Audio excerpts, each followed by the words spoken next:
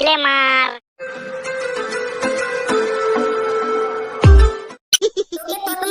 পায়ে ফুল দুটো হাই পাই দিলে কি হলো? রাতে কি কোটিপতি হয়ে গেছে নাকি? হ্যাঁ রে হ্যাঁ, এটা লটারি মনে করতে পারি। কেমন লটারি আমায় একটু বুঝিয়ে বল, যদি আমিও পাই। আমি এখন ভালো পাতার ব্যবসা করি, বুঝলি? এর থেকে ওল কাটে, ওল থেকে ওল কাটে, এইভাবে করে 5 টাকা করে লোড আমার ইনকাম হয়। আমাকে একটিবার জানাচ্ছি। তুই এখন ছোট, ওই সব বুঝবি না। তুই খেলাধুলা কর, আমি নিজের কাজটা করে আছি। ধুর, এটা কি ধরনের কথা বলছিস? তোর 500 টাকা করে যদি ইনকাম হবে আর আমার 1 টাকাও হবে না? আমরা ছোট থেকে একসঙ্গে মানুষ হলাম রে। তোর যত টাকা ইনকাম হবে আমারও ইনকাম হওয়া চাই, আমাকে ব্যবস্থা করে দে বাড়া। আচ্ছা, আর তুই কাজটা করতে পারবি তো? হ্যাঁ অবশ্যই পারবো। এটাতে চল তাহলে আমার সঙ্গে, চল। তোমরা এবার মন ভরে হোলি খেলবে, যে যেভাবে ইচ্ছা করবে সেইভাবে হোলি খেলবে। কারো বাবার ক্ষমতা নেই আমাদের এই হোলি খেলাকে আটকে নিবে। তোমরা বুক খুলিয়ে হোলি খেলো, তোমাদের পাশে এই শুভেন্দু অধিকারী আমি আছি। এক একটা মুসলমানের চাম তুলে নিব। এক কাজ করুন না, মুসলমানদের ঘর থেকে বেরোনোই বন্ধ করে দিন। না ওরা বেরোবে, না ওদের কোনো ডিস্টার্ব হবে, আমরা মন ভরে হোলি খেলবো। দাদা হরি ঠিক বলেছে, মুসলমানদের ঘর থেকে বেরোনোটা বন্ধ করে দিন। ঠিক আছে, তোমাদেরকে এটুকু নিয়ে চিন্তা করতে হবে না। আমি মিডিয়া বুড়বাকগুলোকে বলে দিচ্ছি, আমার ইচ্ছে মতো আমার মন মতো করে প্রতিজ্ঞা ছেড়ে দিবে। মানুষ সেই সবটাকে দেখেই বুঝে যাবে। তোমরা চিন্তা করবে না, সব সময় মনে রাখবে তোমাদের পাশে আমি শুভেন্দু আছি। দরকারে তোমাদেরকে প্রত্যেককে একটা করে বন্দুক দিয়ে দিব, দরকারে তোমাদেরকে প্রত্যেককে বোম বা সব দিয়ে দেবো। তোমরা কোনো চিন্তা করবে না। শুভেন্দু বাবু জিন্দাবাদ, জিন্দাবাদ। ঠিক আছে, তোমরা এসো, ভালো থেকো, সুস্থ থেকো, সবসময় কামনা করি। আমরা হিন্দু সমাজ সবাই একসঙ্গে হয়ে লড়বো। এই পশ্চিম বাংলার মুসলমানদেরকে হই হই করে তাড়িয়ে দেখিয়ে দিব। শুভেন্দু দাদা আমাদের পাশে আছে মানে আমাদের ভগবান। সেই তো শুভেন্দুর দাদা এক প্রকারে হিন্দু সমাজের ভগবান হয়ে দাঁড়িয়েছে। আমি তো ভেবে নিলাম আজকে থেকে শুভেঙ্কুর দাদার পূজা করব প্রত্যেক দিন। বাবা মা সবাইকে শিখিয়ে দিব শুভেঙ্কুর দাদা আমাদের ভগবান রূপে এসেছেন, তাকে পূজা করা আমাদের জন্য ঠিক হবে। আপনারা কি প্রত্যাহার করছেন? এই যে শুভেন্দু বাবু মুসলিমদের ঘর থেকে বেরোনো বারণ করে দিয়েছে, আপনারা কি হাতে হাত দিয়ে বসে থাকবেন? কেন, এটা কি শুভেন্দুর বাবার জায়গা? না আমরা শুভেন্দুর বাবার জায়গাতে বাস করছি? যখন যা মনে এলো বলে দিল। ওকে আমি বলে দিচ্ছি, আমাদের দিকে যদি ঢিল ছুড়ে আমরাও কিন্তু ধূসর ছুড়বো। শুভেন্দু পদ্মা না ভদ্দা, ওকে হুঁশিয়ার হতে বলে দিন। মুসলমানের উপর থেকে চোখ তুলতে বলে দিন, নইলে কিন্তু ওর বেরোনো ওর সমস্যা অনেক কিছু হয়ে যাবে। আমরা কিন্তু হাতে চুরি পরে কখনোই বসে থাকবো না। ও মুসলমানকে ঘরে বন্দি করে রাখতে চাইছে, আর আমরা ঘরে বসে থাকবো? অতটা খরচ নিয়ে আমরা বসে নেই, তার চাম আমরাও তুলতে জানি। ডি বাংলা নিউজে সবাইকে স্বাগতম। ল্যাংটা দাদার কথাগুলো আপনারা অবশ্যই শুনতে পেলেন এবং সবাই প্রত্যাহার করলেন। এর থেকে আমরা জানতে পারছি যে মুসলমানরা হাতে চুরি পরে বসে নেই। শুভেন্দুর ঘ্যাও ঘ্যাও করলে মুসলমানরাও সিংহের মতো ঘ্যাও ঘ্যাও করবে।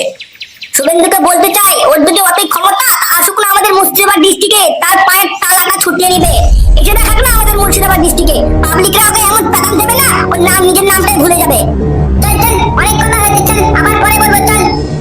শুভেন্দু অধিকারী বাবুকে ডাইরেক্ট চ্যালেঞ্জ, মুর্শিদাবাদের ছেলে পেলে ডাইরেক্ট চ্যালেঞ্জ করছেন। চ্যালেঞ্জ নাই, বেশি বাড়াবাড়ি করলে দুটো বিচার ফুট করে পাঠিয়ে দিব। এরা কখনো মানুষকে শান্তি দেওয়ার জন্য রাজনীতি করে না তো, এরা শুধু নিজের লাভ দেখায়, নিজের মাথাটাকে বড় করতে চায়, নিজের মাথাটাকে উঁচু করতে চায়। তোমাদেরকে থাপড়ে লাল করে দিব। আমার সঙ্গে একই মারা হচ্ছে? বলো কোথা থেকে এটা লাভ লেটার নিয়ে এসেছো তুমি?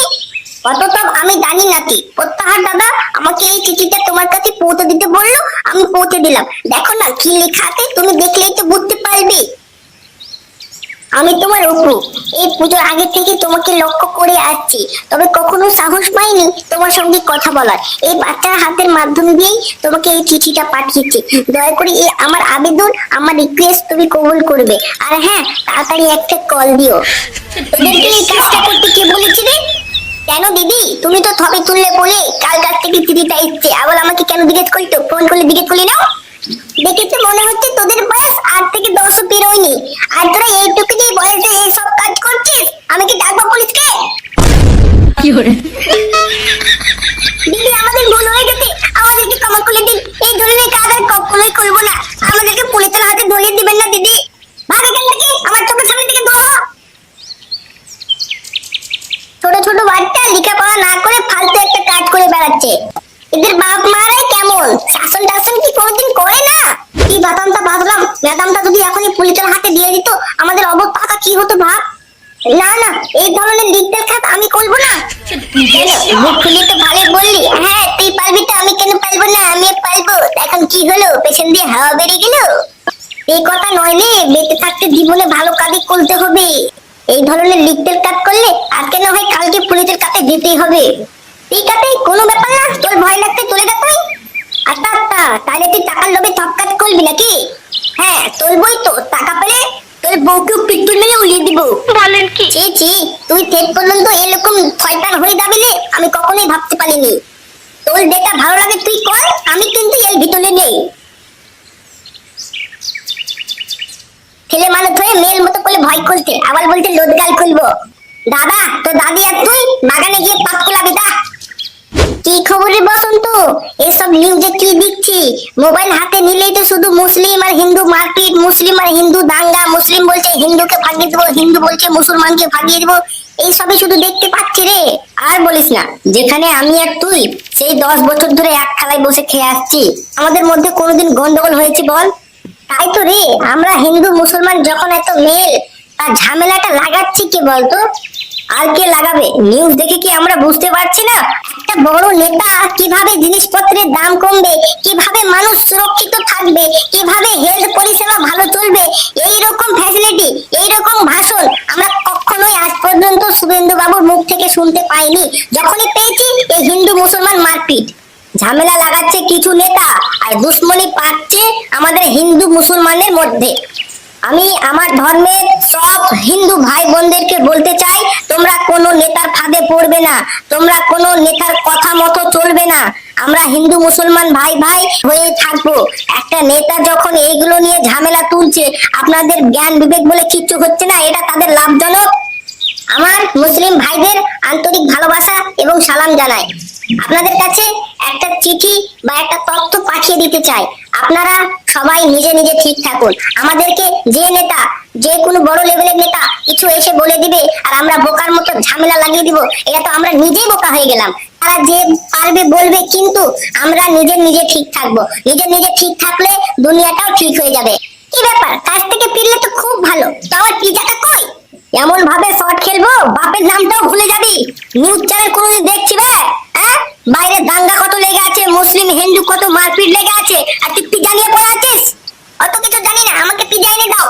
দিব না বে, তোকে পিজ্জা আজ থেকে কোনোদিন এনে দিব না। তো যা করা করে নি যা, দরকার আমার বালটাও খেলবি যা, কোনোদিন তোকে পিজ্জা এনে দিব না। ঠিক আছে,